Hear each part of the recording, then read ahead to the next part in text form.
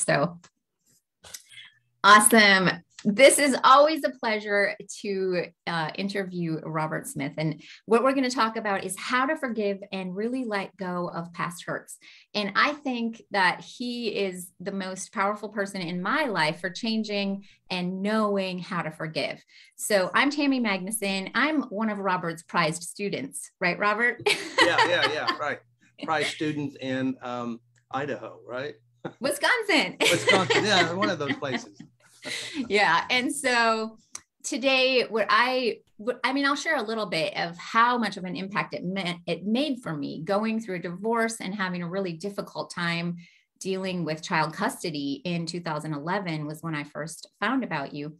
And I was in such a deep depression. And I had said I wanted to forgive my husband, and I had thought I did. And then all these sensations and feelings would come up whenever I saw him. And it would be so easy to explode and so easy to be miserable and to be so sad. And the way that you describe forgiveness and how it works inside of our brain just set me free. So welcome, everyone. I hope this is as powerful for you as it is for me today.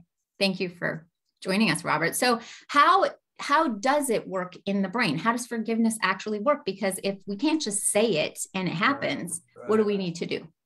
Well, to understand how the mind works, the mental mechanics, what is forgiveness really? I mean, really, what is it? And why do we think we want to forgive somebody? Well, let's say you and we have experiences with somebody, whoever it is. And as you experience that, what happens is the limbic operating system will take this information and it'll start recording it and storing it across the cortices of the mind. And so therefore, this is information in your brain. So what you may have a picture or an image or a movie, sounds inside your head that's recorded. All right. And then when you have an experience like a divorce, I mean, it could be a trauma. These are traumatic experiences, hurts, angers, rejections, abandonments, and they're all written on the cells of the mind. Now, of course, you may go to, some training or something, and they say, you just need to forgive your husband. And then you'll say, okay, I forgive my husband. I forgive you, I release you. But the problem is that doesn't solve your problem because, it's like someone said, I will forgive them, but I'll never forget. Exactly. And that never forgetting is because it's written on the cells of your mind.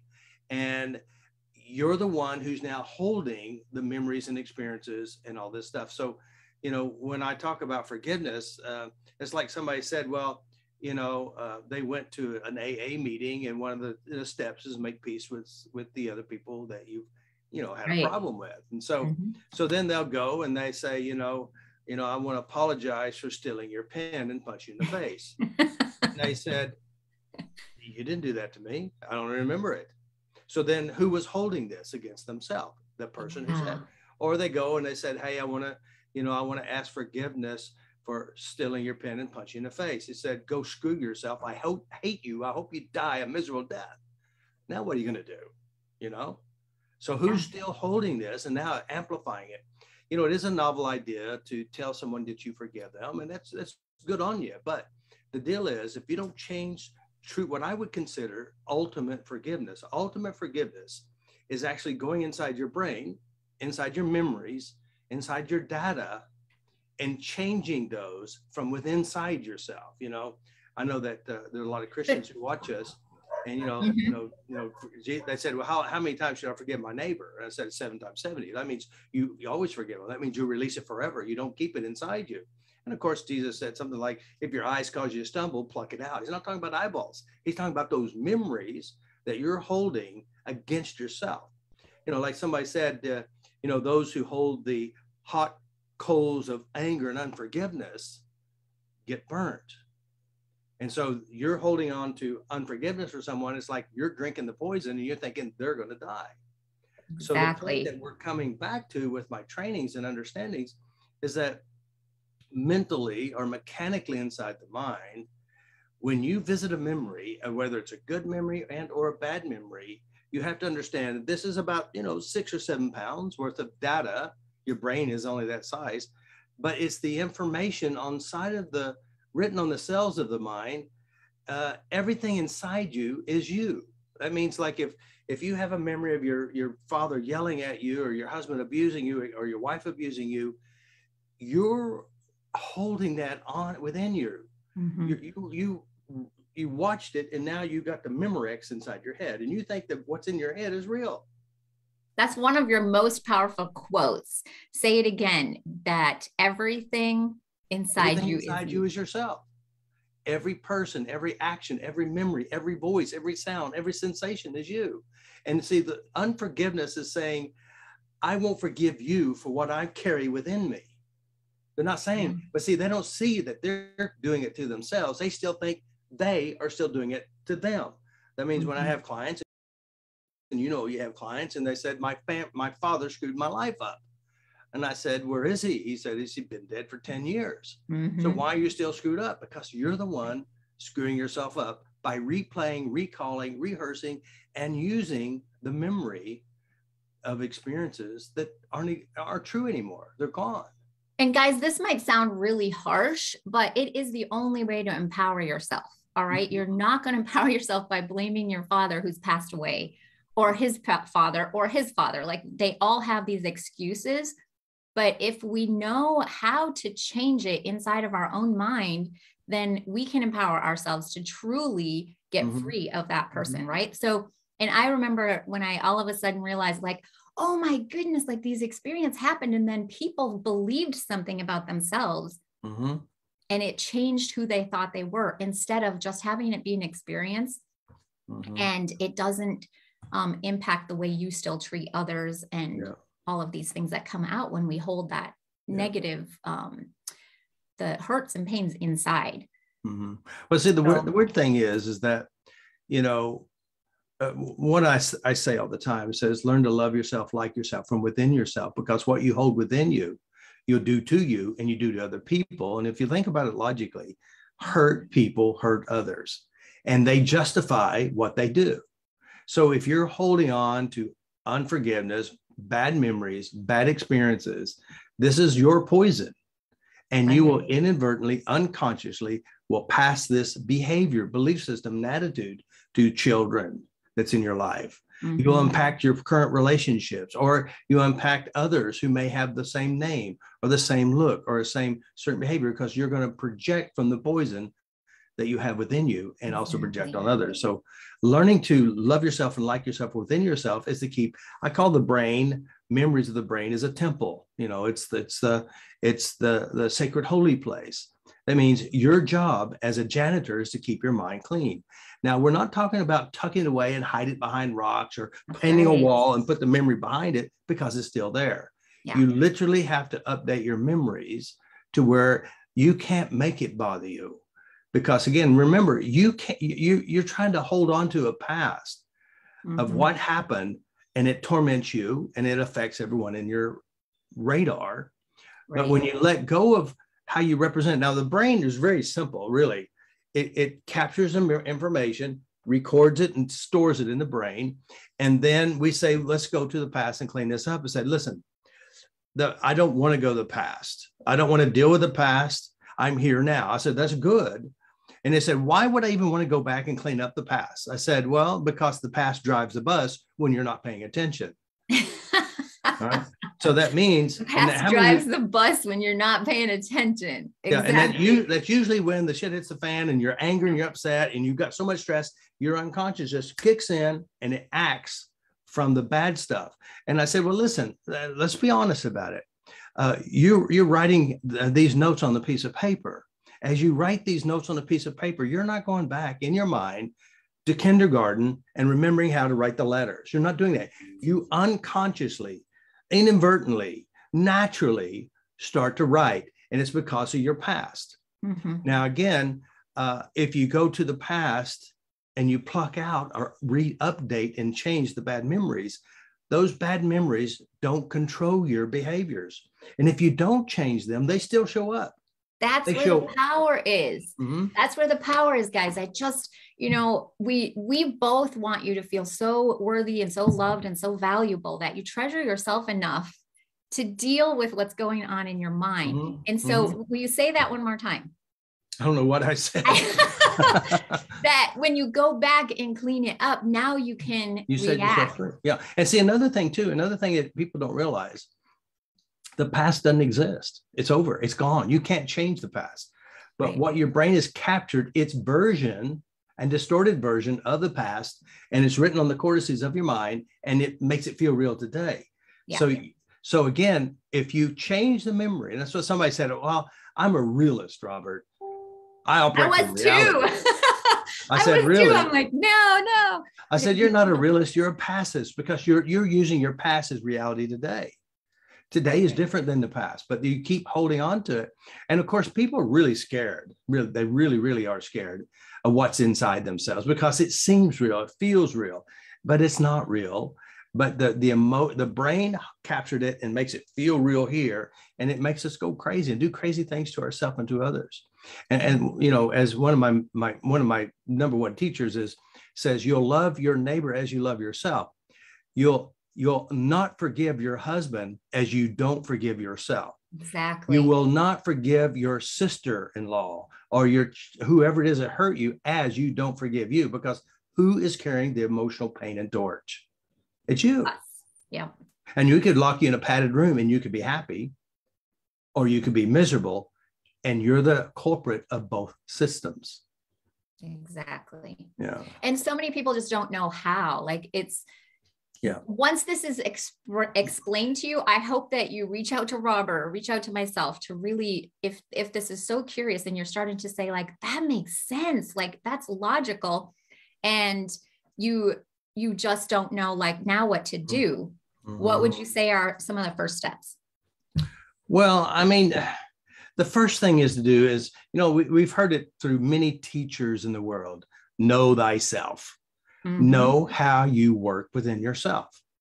Yeah. That means you got to know how your brain works. You got to know how you do this to you. You got to know how the mechanics of the mind. Because if you know, like if you have like you have this camera here, or you have this camera and there's something wrong with it.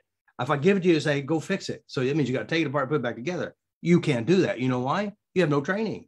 Right. And a lot of people who have zero training in how the mind actually works, and they're using things or some weirdness or trying to do lip service to solve it, it doesn't work. So the first thing you want to do is learn how to be in control of yourself. Learn how to update the memories inside yourself.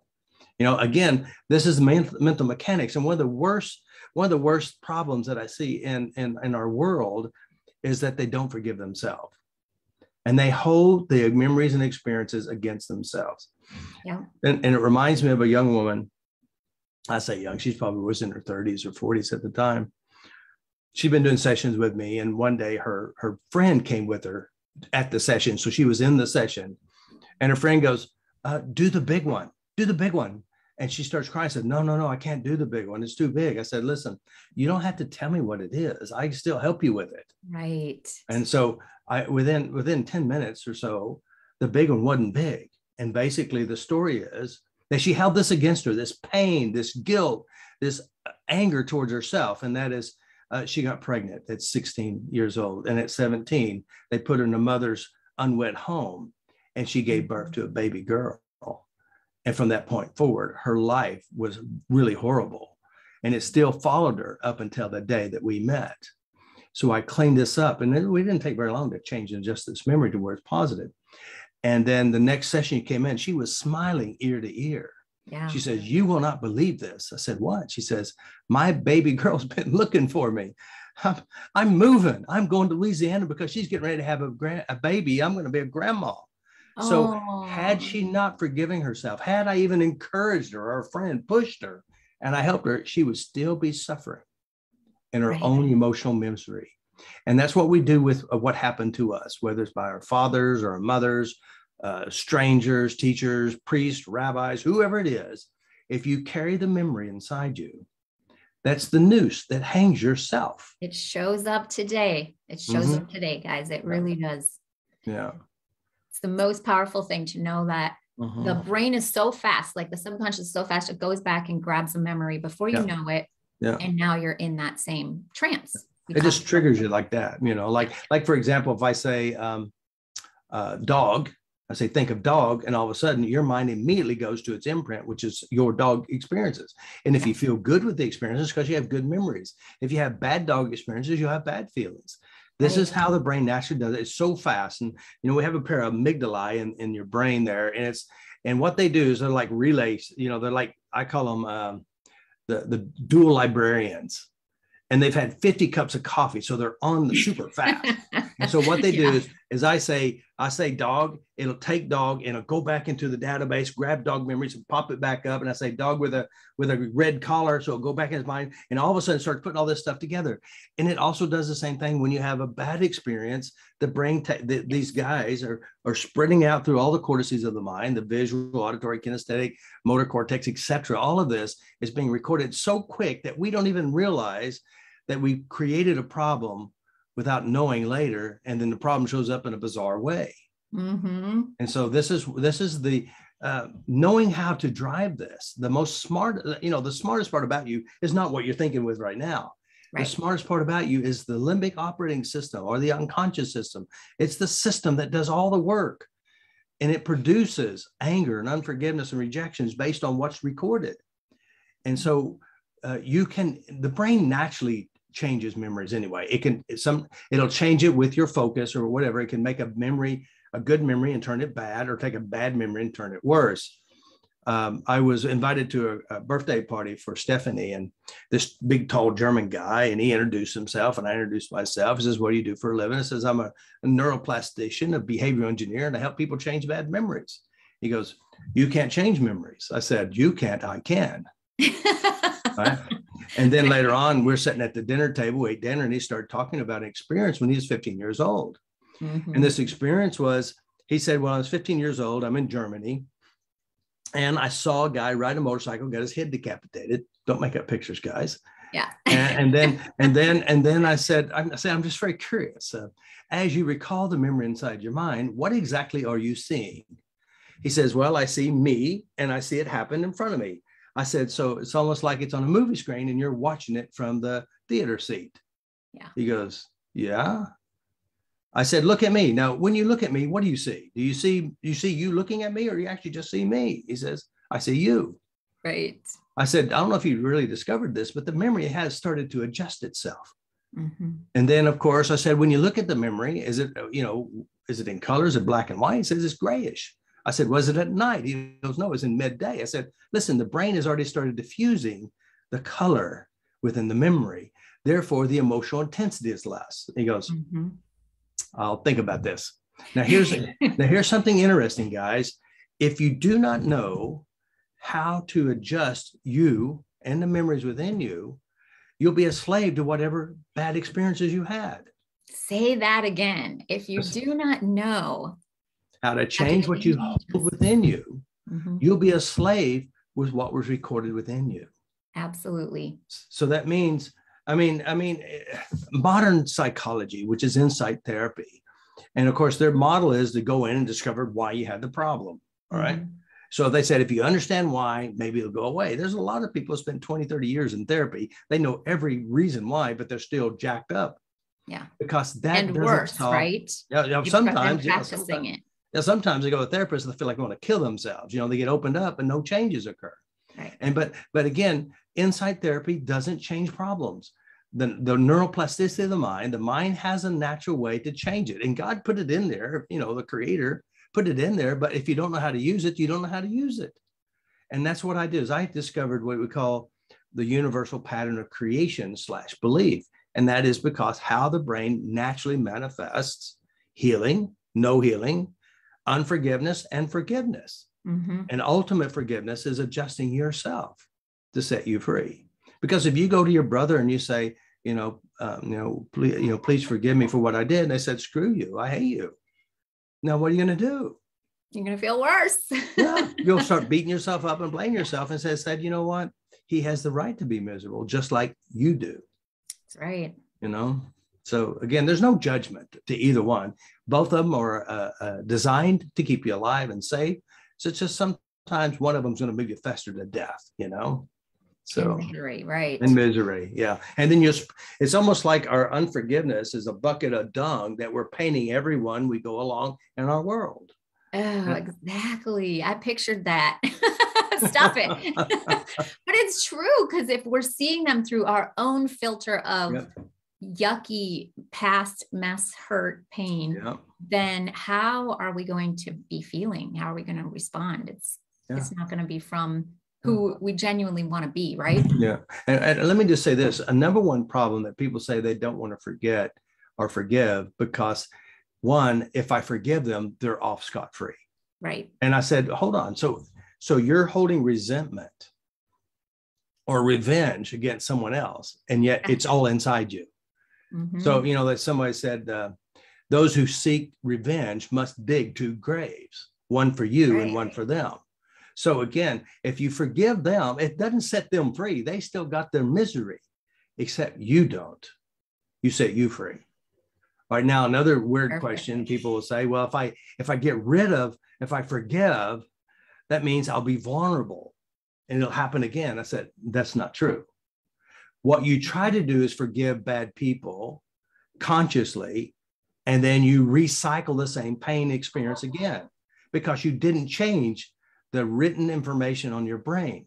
Once you change the information on the brain, you develop personal power, you will not put up with it, and you will not follow the same pattern you have within your mind. So you take a bad memory and you update it to where you're wiser, smarter, and you can't find the bad experience because you've got it to be your best experience. And believe it or not, most people don't realize your number one enemy, your number one anger, your number one pain, your number one emotional trauma is your healer if you make peace with it within yourself.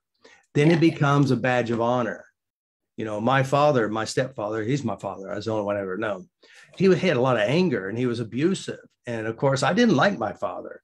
When he got killed in that car accident, my Uncle Roger's knocking on the door, said, your dad died in a car accident. I said, shit, it was too easy for him. He needed to suffer a little bit more.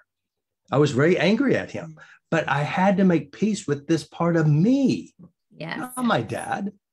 I had to make peace with this. And once I did, it set me free. It allowed me to love. It allowed me to understand. So my number one spiritual healer was my father, because what he gave me is what he had within him. And when I set myself free from it, that means I become a better person. Now because of him, right? I've had a lot of interesting experience in the business world with clients and practitioners and the opposing people. And like what my, Sandra, she'd say, or my wife, she's my wife. I don't know, most people don't know that, but what she said, she goes, well, Robert, I don't see you get angry with them. I said, why would I want to feed that? Why would I want to invest in that? No. Do not do that. Send them love, send them peace, tap on whatever my meaning of it is, and then I become free. So that's the key. So it's really about learning to love yourself, like yourself from within yourself. And if you're going to invest in something, you look at that investment, whether it's anger, you look at that investment. If the anger gets really big, how big and what would it do to my life? What the damage could be. Or if you look at forgiveness and not taking it so personal, because people have problems. Right. People do weird things over love, sex, and money that you thought you were friends, but then you just have to let them go, because everybody has the right to do what they think, and everyone has a right to dig their own grave. So I'm not digging a grave. I'm building friendship and love and kindness, and don't hold any resentment, because if you do, it only hurts you. So again, it's what I'm teaching is personal resilience, learning how to release the past, accept the good ones, keep all the good ones, and then build on top more of the good ones. So unforgiveness, ultimate unforgiveness is keeping your mental temple clean, Yeah. And it is the way to manifest. Oh, yeah. Right. Yeah. When people talk about manifesting, this is the way to manifest good things into your life, is to hold good things in your mind, in your head. Absolutely. Updating them so they're all good. You just think about logically. I had a woman who come to my office. Well, actually, she had trouble coming to the office. She called me and she said she had agoraphobia. And of course, I have no idea what agoraphobia is at the time. It's just a word. Come to the office. I said, I can help you. That it's a fear. And she said, I said, why don't we just book a sessions Tuesday or Thursday at 5? She says, I can't. I said, why not? I have agoraphobia. I said, well, just bring it with you. I'll help you with it. And so, of course, she said, no, I can't leave my home. I said, well, how am I going to help you? At that time, I didn't really do a lot of phone sessions. So anyway, her husband threw a blanket over her, brought her to the office. And in the office, I want you to listen to how she created this horrible fear of leaving her home. It is a success, by the way, but it's not a good one. So I said, okay, so you have a fear of leaving the home. When did it start? She said, well, do you remember when Murrah bombing occurred in Oklahoma City, when all the people were killed? So what she did, she invested her emotional time watching this stuff. She invested in replaying it, staying up all night, and it's generating what you call a fear. So she's not focusing on happy memories or pleasant memories. She's focused on death and innocent people being attacked. And then next thing was the 9/11. So guess what? She's spending hours and hours watching this stuff. And she's creating a neural network of a great experience of being horrified of leaving her home. So again, did she successfully create this problem? Absolutely. Is she broken? No. She just had it on the wrong channel and she spent too much time thinking about it. And of course, I'm very clever and I'm very smart and know how to change these things. And again, it took one session to clean this stuff out. And of course, when her husband calls, she goes, my wife is not home anymore. I said, what's she doing? She's going to churches and she's going shopping. And I'm very bothered that I don't get to see her much because she's been so locked up at home. Oh, so it's just interesting how unforgiveness is a form of self-torment. Yes. Unforgiveness is holding on to regrets and blaming stuff and tormenting ourselves with it, fantasizing about it. And again, remember, we're a manifester. So if you investing in watching bad stuff, you get more bad stuff. If you invest in releasing the bad stuff first, because remember, if you try to do positive and you got a big pile of bad stuff, this bad stuff will overshadow that because it's stronger emotionally. So you got to diffuse the bad stuff and then you practice what you want. And just like with yourself, your relationship with your husband is a totally different relationship than all the others because you've invested in it and you healed yourself and he tapped on yourself. And then your children are healthier because of you, because of your investments. Right. And that's what people need, is to invest in themselves and to change how they hold and represent the past. That's a great idea to think about. I love talking about our lives as a legacy because, you talk about your grandparents and your great grandparents if they've been involved in your life. And do you want to leave the legacy of a person that was unforgiven, had unforgiveness and revenge and hurt inside of them? Or do you want to leave the legacy of a person that they knew how to love and be kind and be thoughtful because you did it, or to be controlled by anger and fear, right. and unforgiveness and having all kinds of anxieties. And that's not a life to live. But you're doing the best you can with your current knowledge and understandings, but there is hope, honestly. Discovering how to change and update yourself is the goal plan, like Jesus said, physicians, heal yourself. He's talking to you. You need to heal yourself. It's an action plan. Forgive 7 times 70. If you have memories in your mind, pluck it out. There's a scripture in the Bible that says, if your eyes are light, your body's light. If your eyes are dark, your body's dark. And how great the darkness is. Yeah. And what he's saying is that what you see, what you focus on affects how you feel. Whether it's good stuff, feels good, bad stuff, feels dark. So again, it's all about investments. But if you're sitting around worrying about, how bad your day is going to be, and you worry about walking the streets for fear of that you're going to see your father, your in-laws, or whatever it is, this is a noose around your neck, and you're the one who's the hangman. Right. Set yourself free. Exactly. So you would say forgive and forget, and we have a tool and a plan to do that, right? I say forgiveness is rewriting everything. That's right. Forgive and make it better. Yeah. Rewrite it to where it's different, where it's a great gift. Right. Yeah. Forgive and make it a great gift. Yeah. Awesome. Well, I knew this was going to be one of my favorite interviews because it's one of my the thing that made the most impact for me physically, relationally, like mentally. It just is the whole thing that really helped me become free of doing what I was doing in my head over and over and over, trying to protect myself and just being bound and locked. And And it's Anxiety based on your and pain. it's based on your pain. You ever had a knee pain, which was a left knee or right knee? Which one was Left it? knee. Left knee. All right. So here you had the knee pain, Mhm. and you're gonna have to go have surgery. And then Yeah. you started tapping on whatever it was that you were tapping on, whether it's about yourself or other people. The pain went away, and you didn't have to have surgery. Right. It's okay to move forward in your life once you release the pain. Exactly.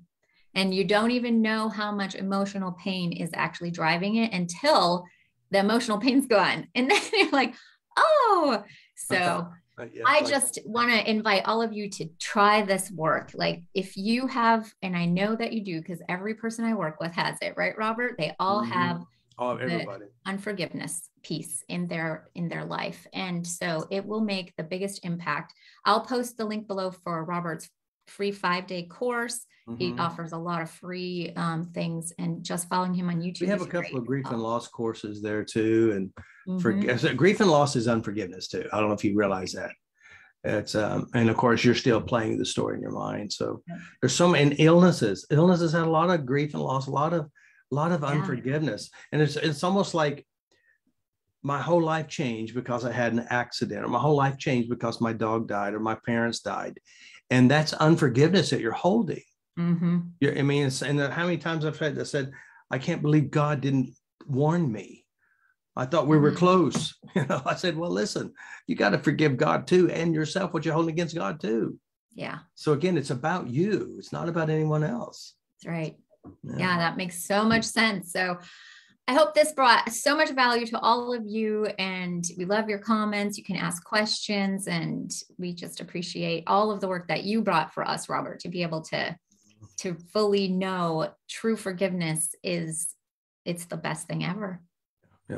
Forgiving yourself, changing memories, neuroplasticity of the mind, update yourself is true forgiveness. And now just remember, forgiveness, ultimate forgiveness is changing every unpleasant memory inside you for all the reasons you thought you needed to forgive them. Changing all the memories inside you for the reasons you thought you needed to forgive them.